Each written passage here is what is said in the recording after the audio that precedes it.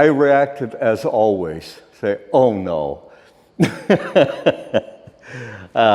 It's all because whenever you receive a theme, you're always working on something completely different, and all your thoughts are there. And all of a sudden you have to take yourself away, say, well, now I have to do this. But, and they say, I can't, you know. But eventually when you get started, you get into it and it grows, and of course you get through it. But it's the same procedure every year, yeah. The first reaction is, oh no. Not really, but it's mostly because you're already working on something and all your attention is there. And all of a sudden somebody comes with a theme, you have to, and there's a deadline and things. But, well, you have to take yourself kind of away from what you're doing. And so, but usually it's perfectly all right. It's just that first moment, you know, that shocks you a little bit, saying, oh, no. But no, I think it was a great theme. It's something that I've actually worked on before in my work or addressed before. So eventually when I came to terms with it, I welcomed it completely, yeah. Two rather different takes on the same theme. One is basically a journey. If I talk about the fish and the rider on the fish, it's actually something I've been working on prior with a series that was called Voyager. You have the journey already there. And it's always, apart from one, it's a female riding a fish. And they're all titled with the names of Greek mythological female figures. That is kind of a journey in itself. Greek mythology is, you know, the mother of journeys almost. So that kind of fit in also. And in this case, it's a journey out in the unknown. It's a figure that accepts whatever is coming, wherever faith, which is the fish, takes you, and opens and have open arms for the new things. The other piece is a different journey. It is sometimes the artist's journey of both success and defeat and everything else. But in this case, I've taken two large size shoes, old shoes that have belonged to a Swedish workman. And that's also a completely different life with burdens and heavy lifting. So a pair of really worn out boots, and on top of those I've placed cobblestones made of glass also. And that shows the burden of the life lived of a person like that who comes home with a paycheck after hard work and don't have enough to pay the bills still. And that is a sad journey, but also one that many people take. So two different voyages, or Odysseys, yeah. So a person, I think both of them, you know, because in my work, I never stand still.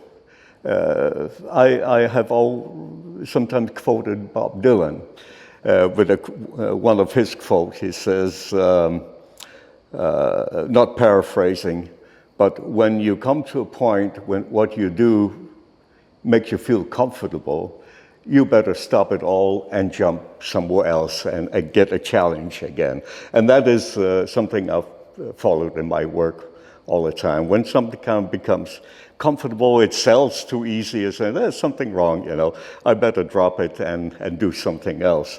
So that's kind of the voyage with the fish. You jump somewhere else, and whatever comes, you take in and process.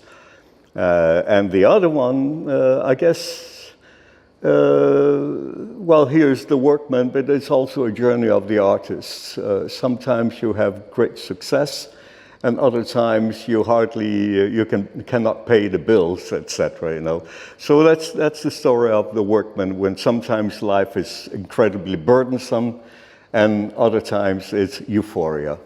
So they both connect to me personally, in a sense. Yeah. Usually, I have several processes going, and sometimes it's nice to let a piece rest a little bit, and you can go somewhere else. And it kind of works in the back of your mind. When you come back, you can add something new. So very often I have 2, 3 different things kind of going simultaneously. And when you feel you have something new to add to it in the process, you go over there. So that's usually the way I work. Yeah.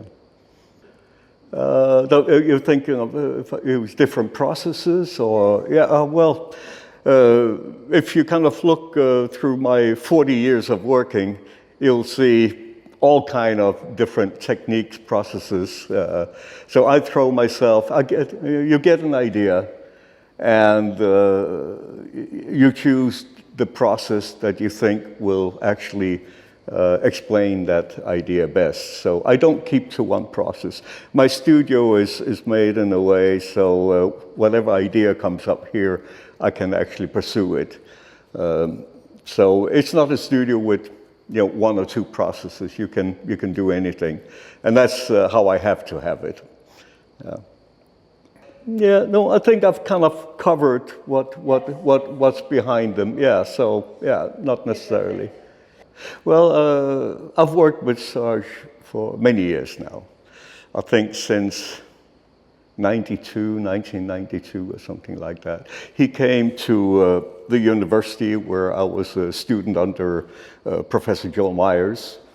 And he was asking, are any students here, which I should consider. And Joel said, yeah, him. And since then, I've been working. Sometimes a few years where I haven't had work, and I was living and working in the U.S. then. I'm in Denmark now.